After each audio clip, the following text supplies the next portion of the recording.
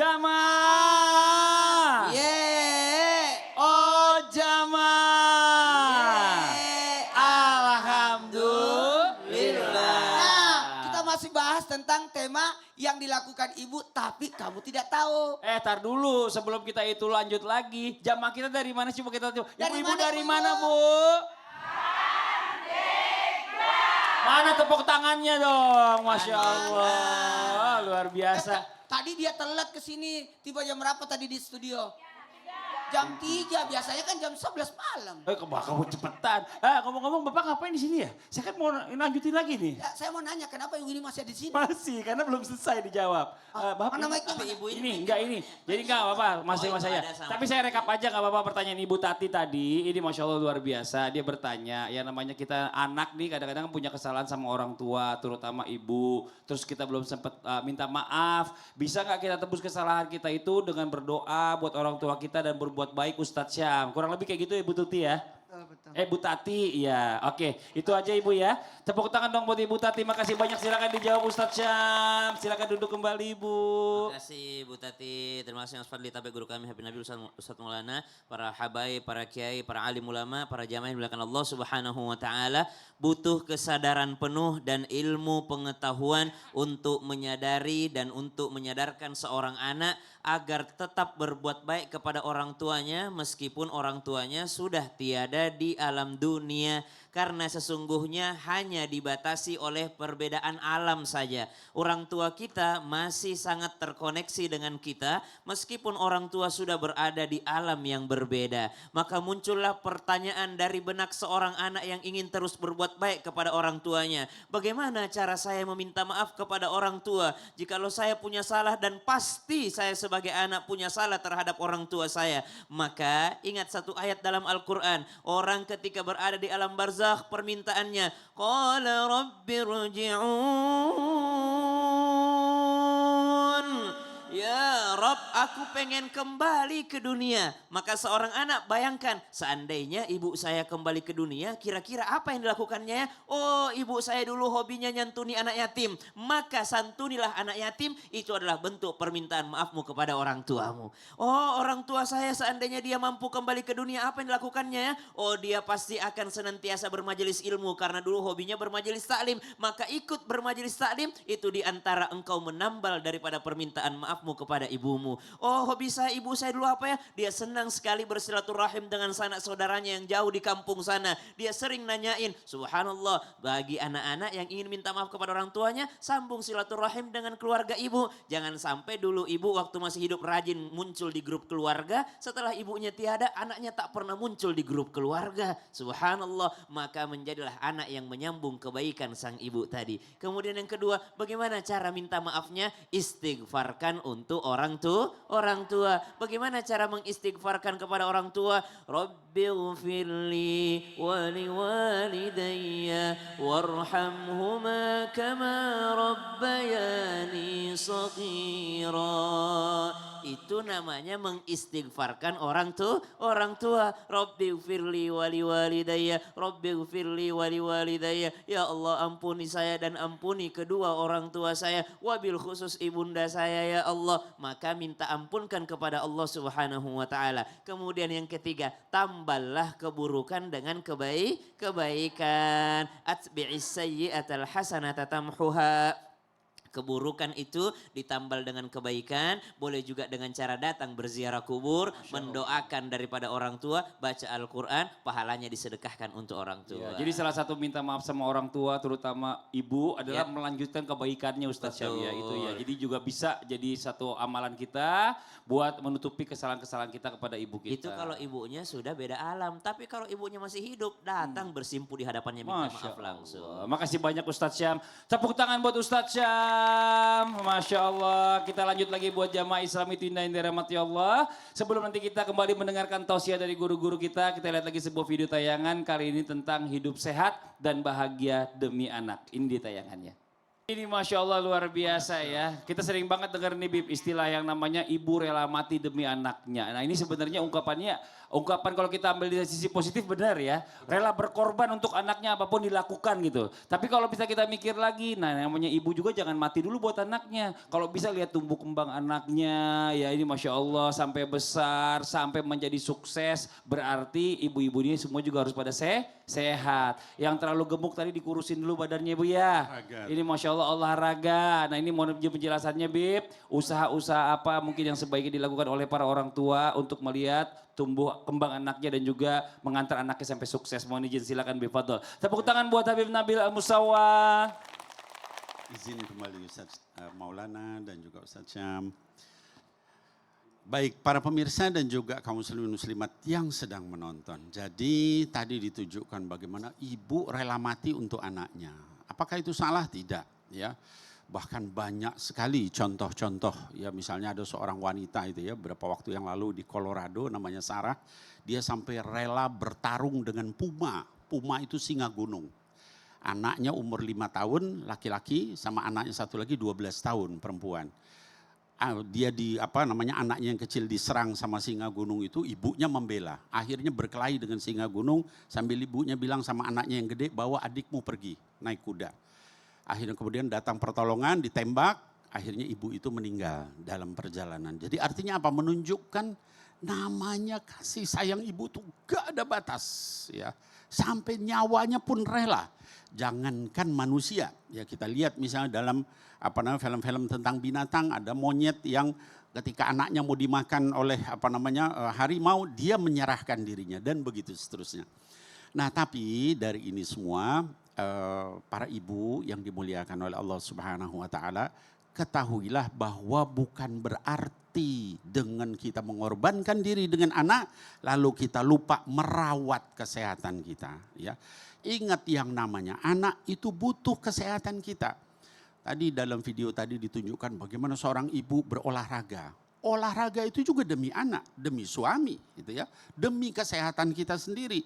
Kemudian juga bukan hanya itu, juga makan yang bergizi. Itu juga demi anak kita. Kalau kita meninggal, nanti bagaimana anak kita? Gitu ya. Saya misalnya dengan istri, itu seringkali istri kalau ada makanan enak, dia selalu nyiapin buat saya dan buat anak-anak. Gitu ya. Terus akhirnya sekali saya bilang, saya nggak mau makan kalau kamu nggak makan enak juga. Gitu ya. Akhirnya kemudian setelah itu ya juga ya, katanya saya seringkali lupa sama diri sendiri. Akhirnya kemudian dia terus makannya juga yang bergizi, yang berkualitas. Karena apa? Karena dialah anak-anak itu akan sehat. Karena dialah suaminya sehat. Karena dialah maka rumah tangga itu akan lancar, sukses. Ya. Nah oleh sebab itu maka sekali lagi ya para ibu, tetap kita nomor satu adalah kita berjuang untuk keluarga kita.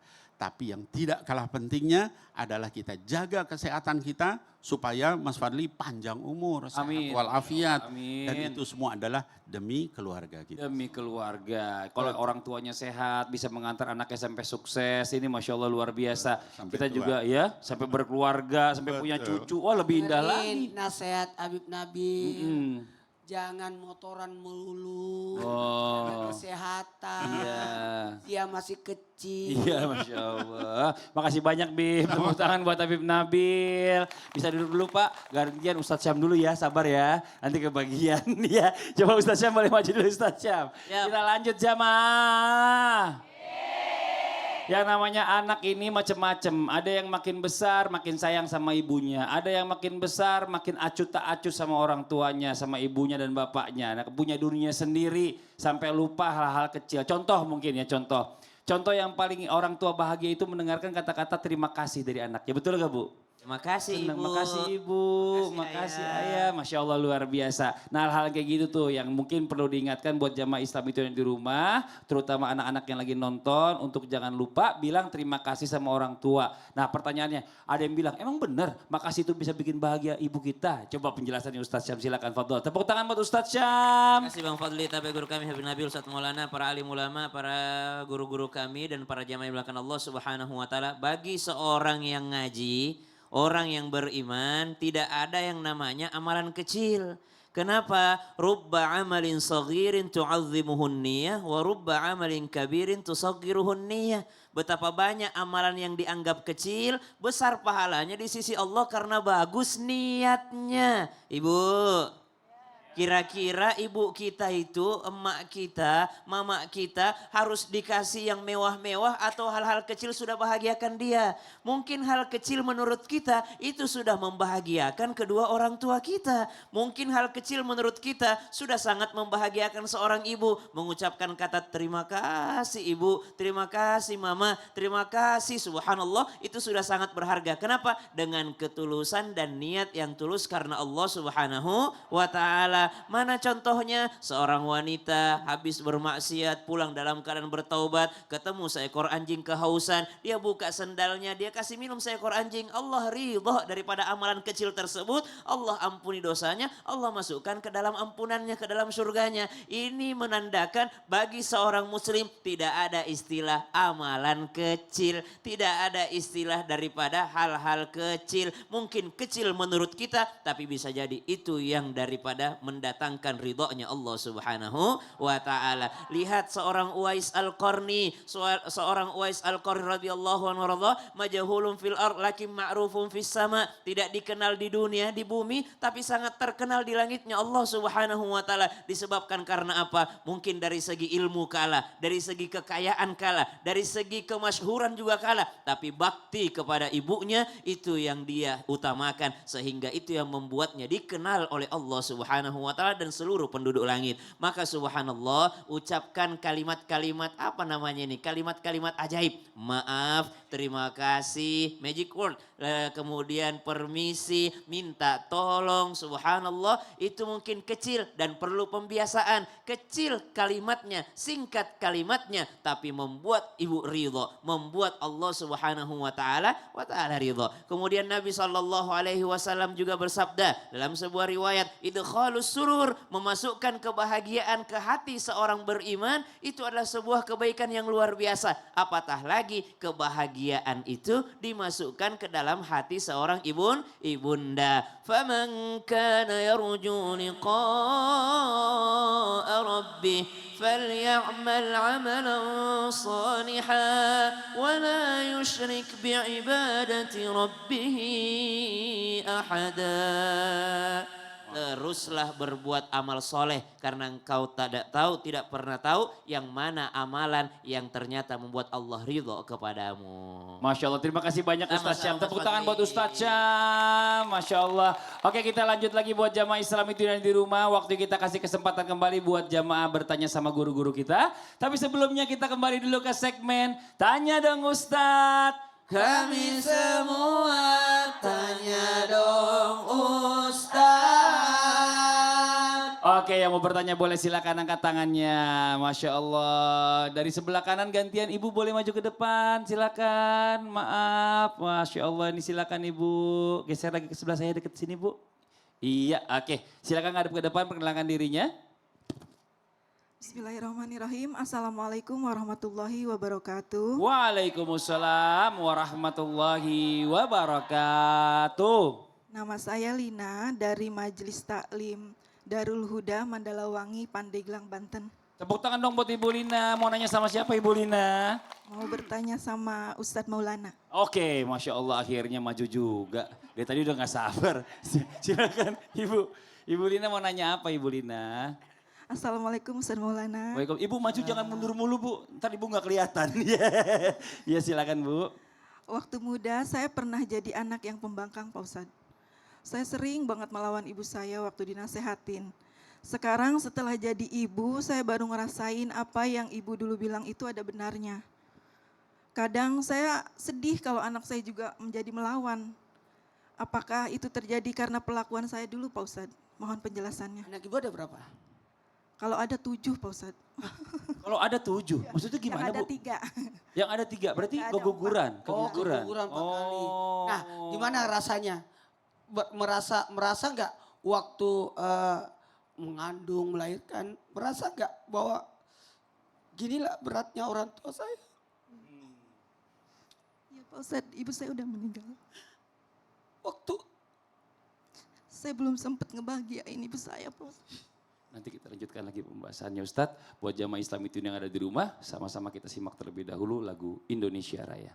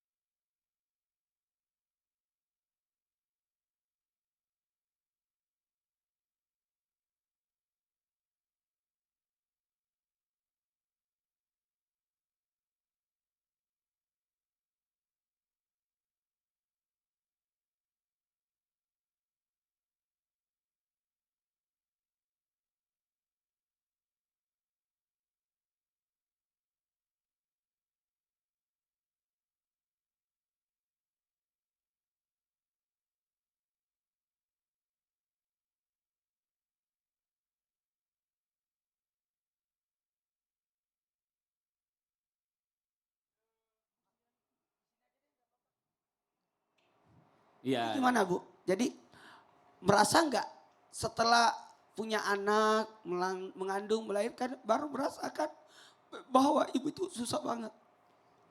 Iya Pak Ustadz. Kebetulan ibu saya sudah meninggal. Innalillahi wa inna ilaihi raji'un. Saya belum sempat ngebahagiain Coba orang tua seandainya ibu saya. masih ada, lagi nonton, Aduh, ngomong jangan, Pak. ngomong nggak apa-apa, ngomong aja. Saya nggak bisa. Panggil apa? Emak. Mbak.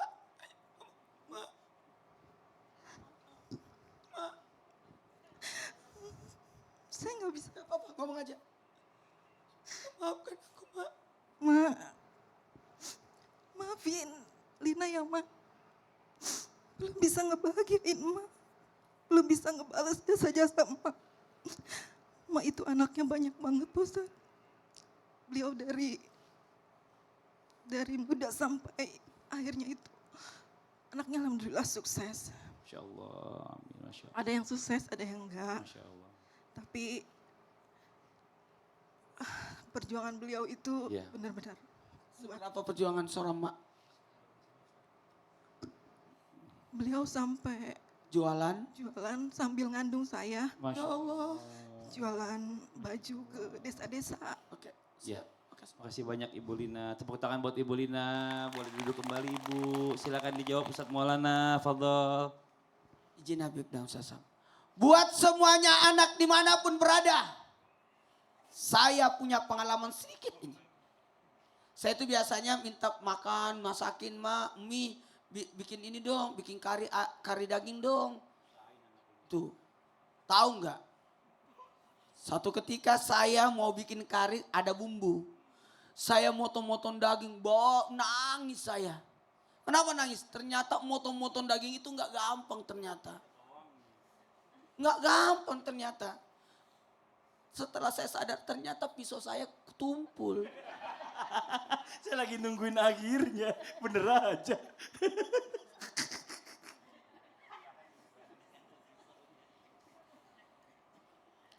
Ketahuilah tingkatannya salah, dosa, zolim, durhaka. 1, 3.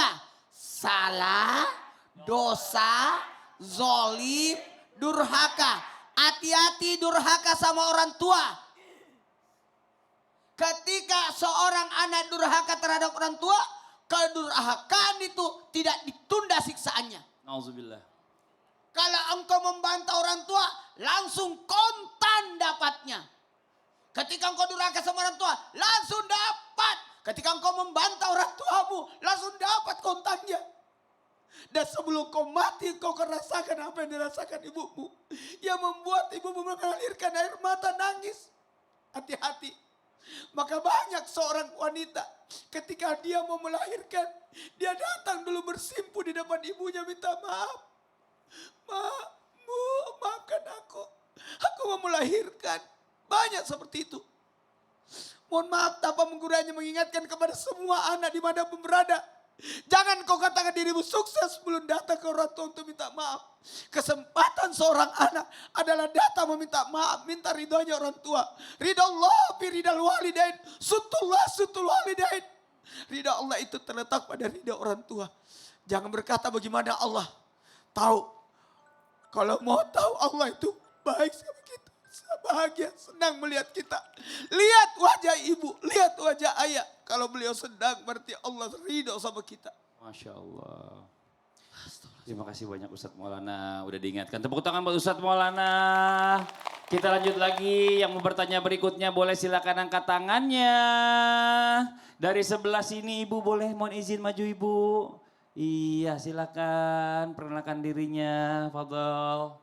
Bismillahirrahmanirrahim. Assalamualaikum warahmatullahi wabarakatuh. Waalaikumsalam warahmatullahi wabarakatuh. Perkenalkan, nama saya Ibu Eci dari Majelis Taklim Darul Huda Pari, Kecamatan Mandalawangi, Pandeglang, Banten. Tepuk tangan buat Ibu Eci. Mau nanya sama siapa Ibu?